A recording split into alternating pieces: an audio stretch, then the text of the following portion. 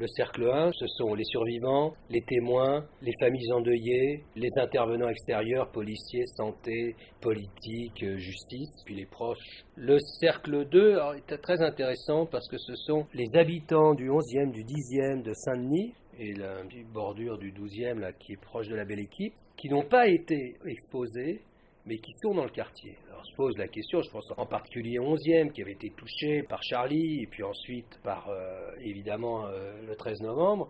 Il y a un côté identitaire, mais en plus ils sont exposés à une extrême mémorialisation. Tout de suite après, il y avait toutes ces fleurs, ces petits bouts de papier, les petites bougies et tout ça. Et après, la télé, la radio, tout le temps. Et puis les touristes, il y a ce qu'on appelle le thanatourisme, ou du dark tourism, ou du tourisme de mort. C'est le tourisme de tous les lieux de mort. Le troisième, c'est le reste de la région parisienne.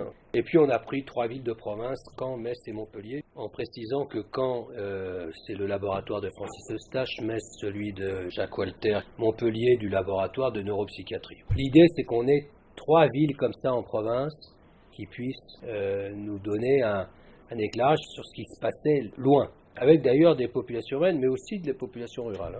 Il s'agit aussi de suivi de cohorte. Donc l'idée est de suivre ces personnes pendant 10 ans. Il s'agit qu'ils nous racontent le 13 novembre, qu'ils nous racontent leur 13 novembre, et qu'ils nous racontent, à leur avis, les causes et les conséquences. On a 1450 heures d'entretien.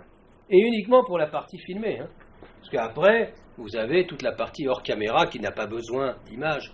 Donc on remplit, il y a une sorte de quiz sur une mémoire événementielle pour voir comment la personne situe sa mémoire du 13 novembre d'abord et ensuite la situe par rapport à d'autres événements et puis des fiches socio-démos très intéressantes qu'on pourra exploiter. On a 3 questions ouvertes et puis des questions directives. On a un mécanisme de relance que j'appelle des relances de niveau 1 qui s'appuient sur ce que les personnes ont dit. Et puis il y a des relances que j'appelle de niveau 2 qui nous répondent à une batterie de questions qu'on pose à tout le monde. Vous savez, en moyenne, pour le cercle 1, on est à 2h30.